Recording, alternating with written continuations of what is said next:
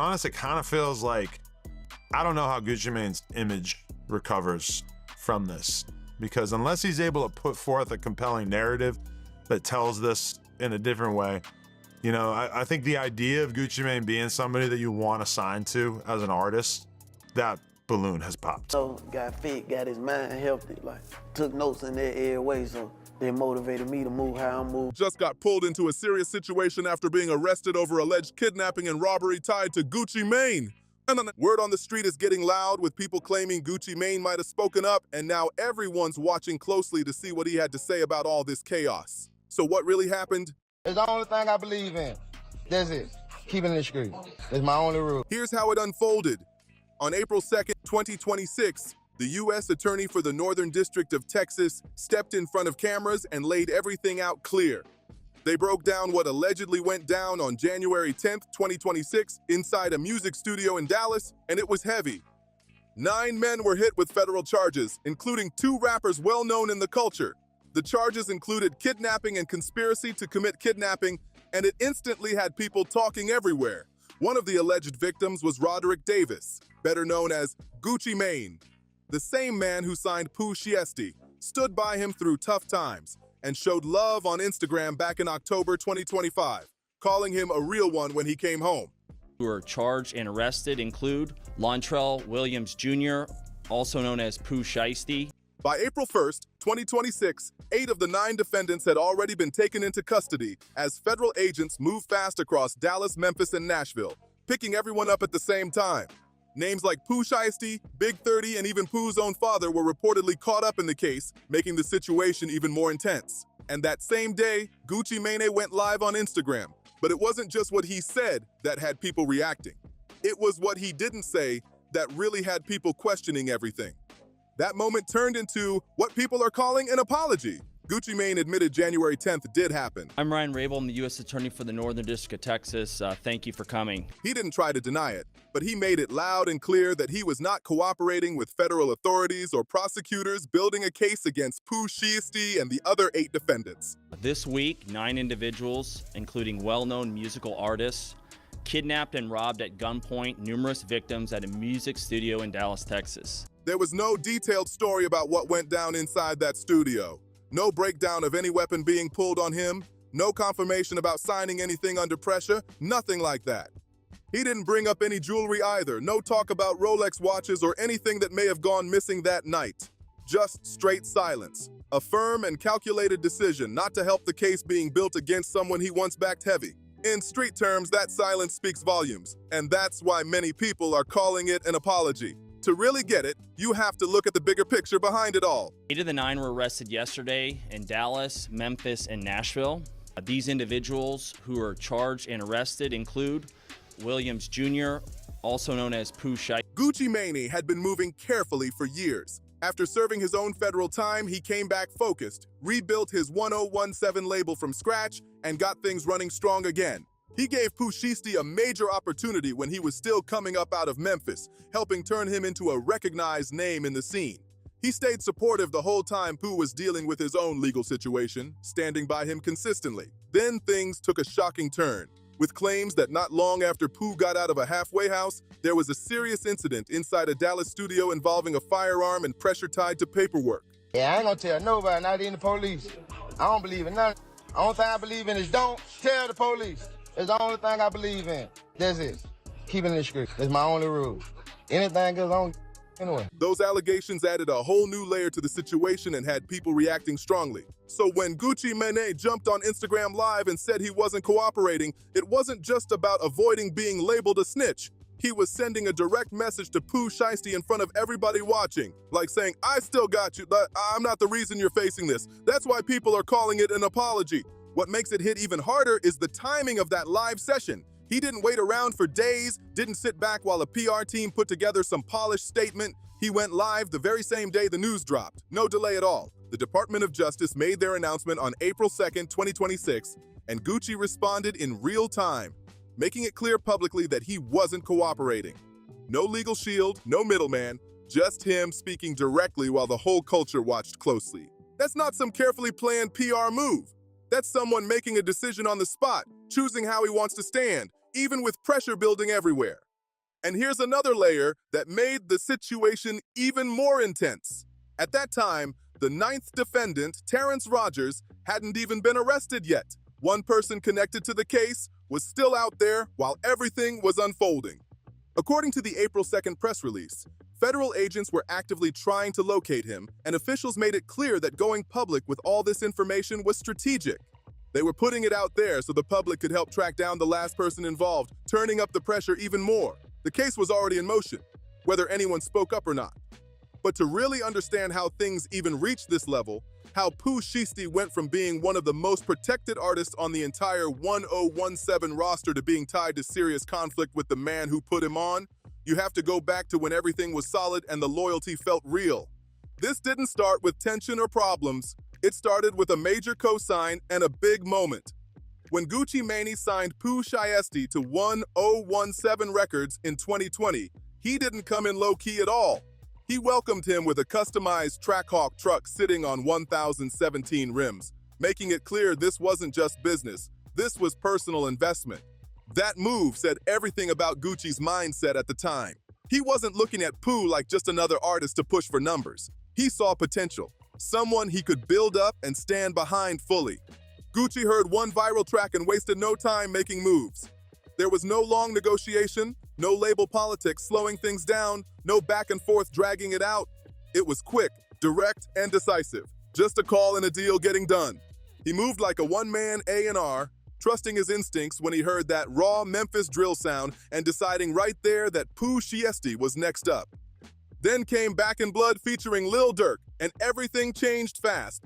The track dropped in late 2020 and took off nationwide, pulling in massive numbers and turning into a huge record almost overnight. Streams shot up into the hundreds of millions, and the song proved that Gucci's decision was on point.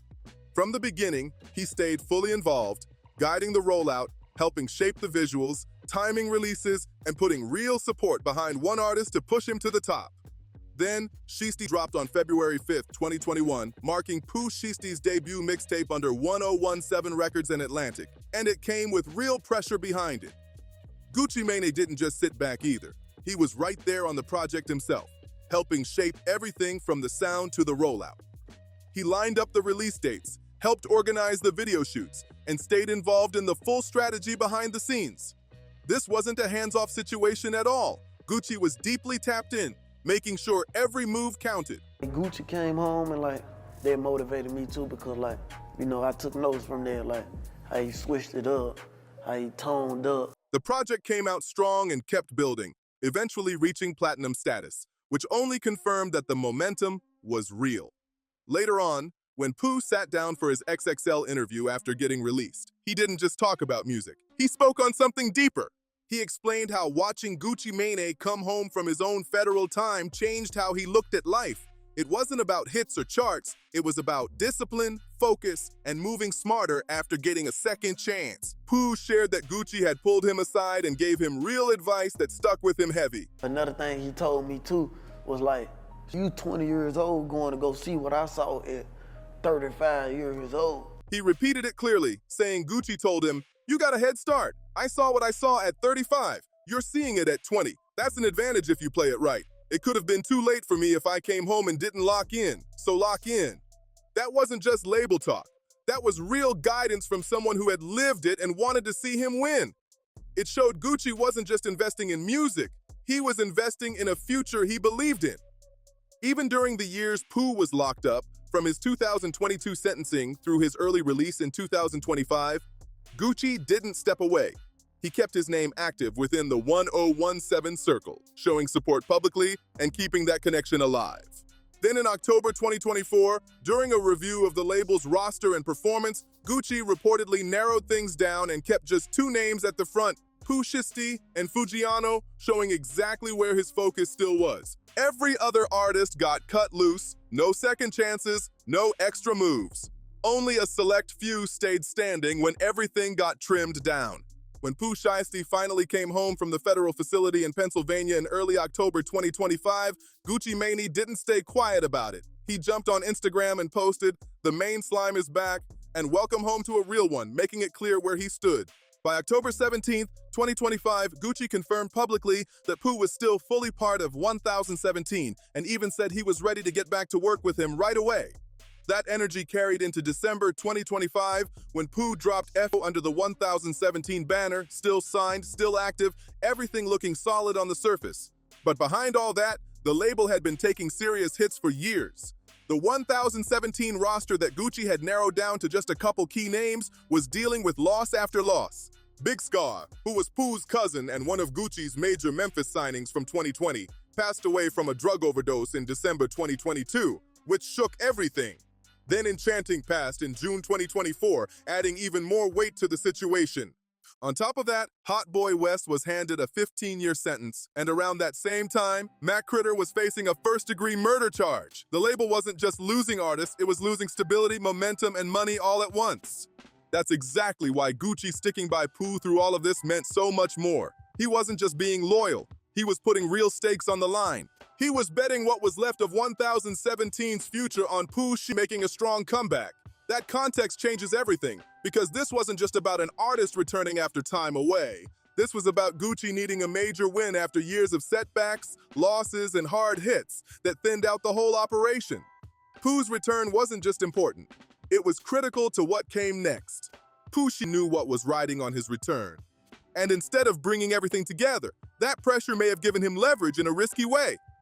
And somehow, The thing with music contracts, it's usually staggered based on deliverables in terms of albums. You get locked up, essentially the contract gets paused. that leverage didn't build unity, it added tension. Because underneath all the success and loyalty, something had been building quietly for a long time. Something that didn't show up in public but kept growing behind the scenes while he was locked up. The real issue wasn't loud at first. It wasn't a diss track. It wasn't social media drama. It was buried in paperwork, deep in the fine print of a contract signed back in 2020, before he had real power, before Back in Blood, before the numbers made him a major name.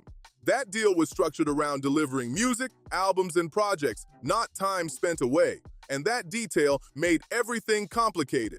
Academics even broke this down while reacting to the DOJ press conference, pointing out why this situation hits different. In sports like the NBA, if a player signs a 5-year contract and misses time, the contract clock keeps ticking. Once that time is up, they can come back and move freely. But the music industry doesn't play by those rules. Everything pauses when the artist stops delivering content. So when Pooh came home in October 2025, he wasn't starting fresh. Legally, he was still tied to 1017 records like no time had passed at all. From the label's perspective, the projects he owed were still due, still pending, and still part of that original deal, which added even more pressure to an already intense situation. The debt on that contract didn't change, but Pooh Shiesty came home as a completely different artist in a whole new market. Everything around him had leveled up, and the gap was impossible to ignore. Back in Blood had already gone 8 times platinum, and the numbers he put up before going in made his value skyrocket way beyond what that 2020 deal ever reflected. That contract was signed when he was still an up-and-coming name out of Memphis with just one viral hit, not the heavyweight he became. Shiesty probably gets out, goes to the halfway house, and he has some resentment for 1017. By late 2025, reports said both sides saw his return as the perfect moment to renegotiate everything. They were talking about royalty splits, marketing budgets, advances, creative control, ownership, all the key pieces that usually get reworked when an artist jumps to a whole new level. At first, those talks were handled professionally. No public drama, no loud disagreements. But by December 2025, things started to stall out, and the main issue was clear. There was a major gap between what Pooh believed he was worth in the current market and what that original contract said he should be getting. That difference created serious tension behind closed doors. Academics also pointed out something deeper that doesn't show up in contracts or paperwork, something more personal that could have been building up the entire time. The question started circulating about what support really looked like during his time away. Even though Gucci showed public support and kept his name active on the roster, the day-to-day financial flow that reaches an artist or their family during that time can get complicated inside a major label system. That kind of pressure doesn't always show on the surface, but it can build quietly and turn into something much bigger over time. Whether that support was there or not in this exact situation, the idea that it might not have been was enough to plant doubt, and sometimes perception hits just as hard as reality. It wasn't instant hate or open conflict, it was more like a slow burn, the kind that builds quietly over time. Sitting in a cell, watching the clock, feeling like everything you helped build is still moving, but without you being part of it anymore. Then another layer got added to the situation. Academics brought up the possibility that Yo Gotti, head of CMG and a longtime rival to Gucci Mane, might have been in communication with Pooh during that time. And Pooh himself gave a small clue during his XXL interview when he mentioned the people who reached out to him while he was locked up. Both names came up in the same conversation, but there was a key difference that couldn't be ignored. Only one of those people had control over the contract that was keeping him tied down. And that contract wasn't something that could be walked away from easily, not without tension or pushback. That's likely why the January 10th meeting even happened in the first place. There was too much at stake for it to be ignored. On Pooh's side, the urgency was real and building fast. The moment he came home, momentum started picking up again immediately. By December 2025, it was already gaining traction and the streets were responding heavy. Williams Jr. and 8 co-conspirators, several of whom traveled from Memphis, Tennessee, executed a coordinated armed takeover. His name hadn't faded at all. If anything, the time away made people even more locked in. Every stream, every play, every bit of attention just highlighted how much value he had built up. And at the same time, it kept pointing back to one thing. How much of that success was still tied to a contract that controlled the bigger picture? As alleged, Williams Jr. produced an AK-style pistol and forced one of the victims to sign a release from the recording contract at gunpoint. He didn't have control over that contract when he signed it at just 20 years old. And as the renegotiation kept dragging out, that frustration had more time to grow and turn into something deeper. Even the location of the meeting wasn't random at all. According to the DOJ complaint, everything was set up at a studio in Dallas, which also happened to be where Pooh Shiesty was staying during his home confinement. So what looked like a neutral meeting spot. The remaining conspirators displayed firearms and robbed the other victims of Rolex watches, jewelry, cash, and other high-value items. Something professional and balanced was actually his home ground. That changes the whole perspective instantly. Gucci Mane and his team had to travel in, while Pooh was already in position. From the moment the meeting was locked in, the advantage may not have been as even as it seemed on the surface. Gucci and 2 other industry professionals showed up expecting a standard business conversation about contracts and next steps. Defendant Wright barricaded the studio door with his body to prevent the victims from escaping. But what they allegedly walked into was far from a normal negotiation. According to authorities, the situation inside that studio turned into something much more serious.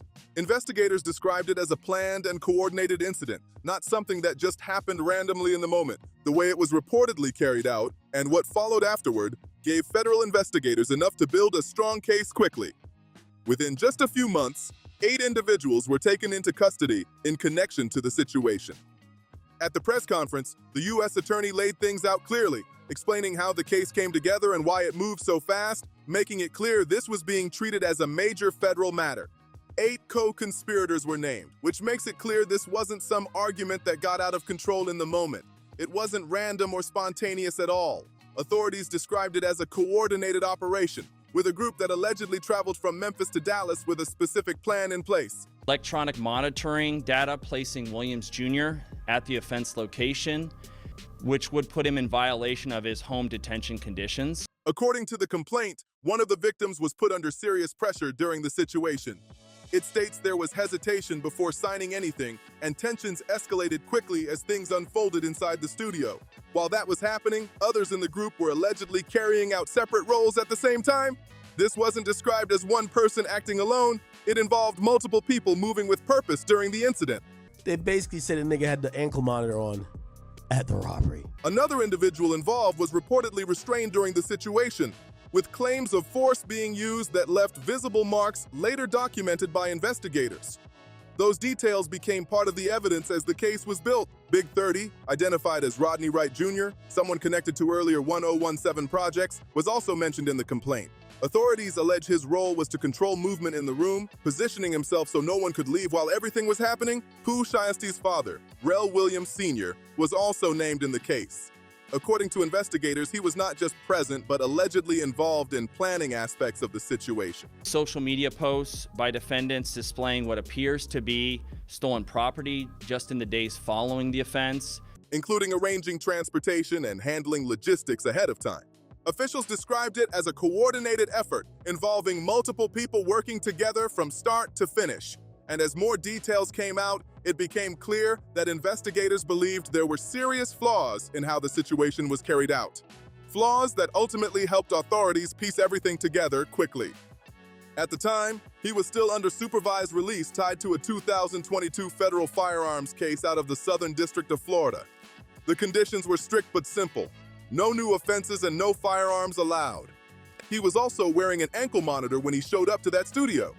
The same device meant to show he was staying on track ended up placing him directly at the exact location during the exact time investigators say everything happened. According to reports, that ankle monitor data became a key piece of evidence. It tracked movement and timing in a way that didn't rely on anyone speaking out, making it a major factor in how the case came together. And that wasn't the only thing investigators pointed to. Authorities also referenced cell phone records and license plate reader data that allegedly showed a coordinated trip from Memphis to Dallas. Rental car records were said to be linked back to Pooh Shiesty's father, adding another layer to the timeline. Surveillance footage from multiple locations, including the studio area, a nearby office supply store where documents were reportedly printed, and a hotel where several individuals stayed afterward, all became part of the investigation. Investigators also mentioned forensic evidence, including fingerprints collected at the scene that were matched to individuals connected to the case. Then came another detail that added even more attention. According to reports, shortly after leaving the studio, some individuals allegedly posted images and videos on social media showing items that appeared similar to property reported missing. Those posts, made not long after the incident, were highlighted as part of the broader picture investigators used while building the case. Academics had even pointed out this kind of behavior pattern before any charges were officially announced, which made everything hit harder once details started coming out. Then more records surfaced, including Greyhound bus logs that allegedly showed the group traveling from Dallas back to Memphis the very next morning. That move, which might have seemed low-key at the time, ended up adding even more detail to the timeline. Instead of flying, where ID checks and airport systems create a clear trail, several individuals reportedly chose to take a bus. The idea may have been to stay under the radar, but those records still track passengers and travel times. So rather than avoiding attention, that decision actually gave investigators another time-stamped piece of evidence. It placed them on a direct route leaving Dallas shortly after the incident, tightening the overall case even more. Prosecutors later used that information to support claims of coordinated movement after the situation, showing how everything lined up from start to finish. And this wasn't handled by just one department either. The investigation involved multiple agencies working together across different regions.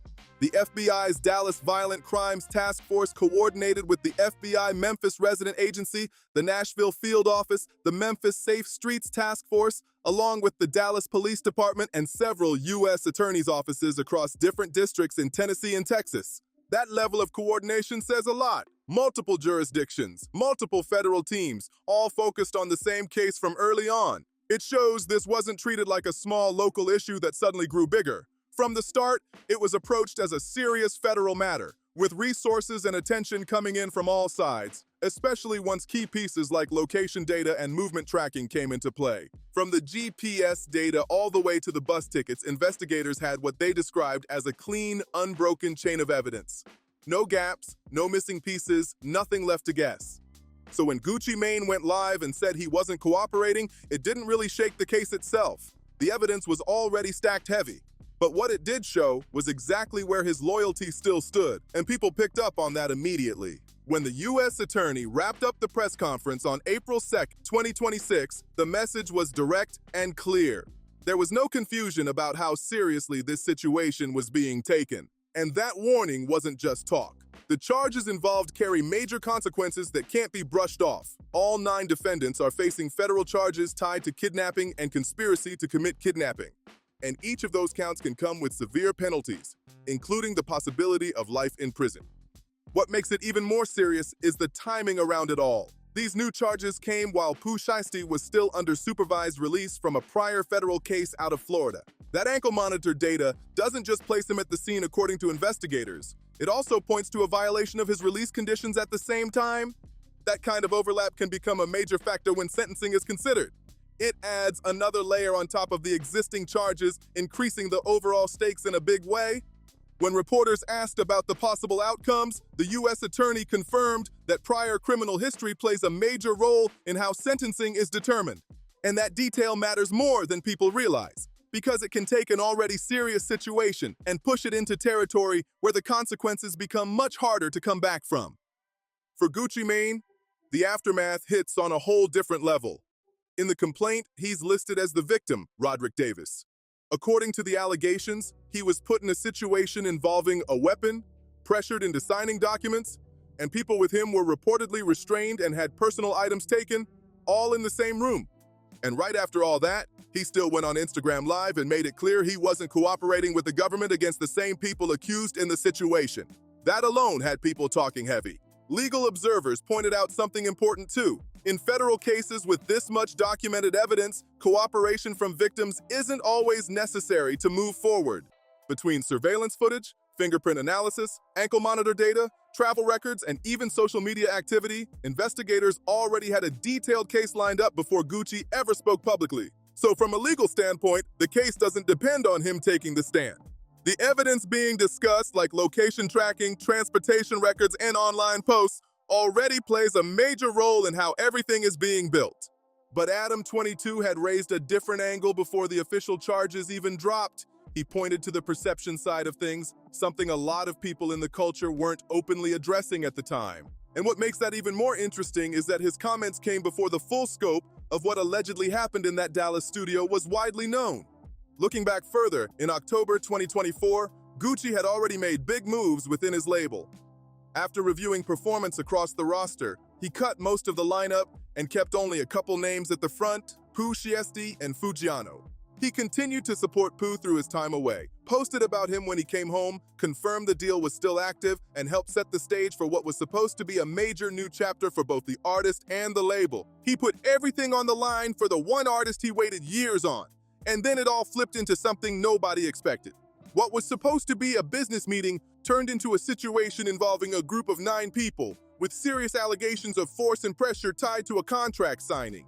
And here's where it gets even more complicated. Even with Gucci Mane choosing not to cooperate, it doesn't actually protect that document in any real way.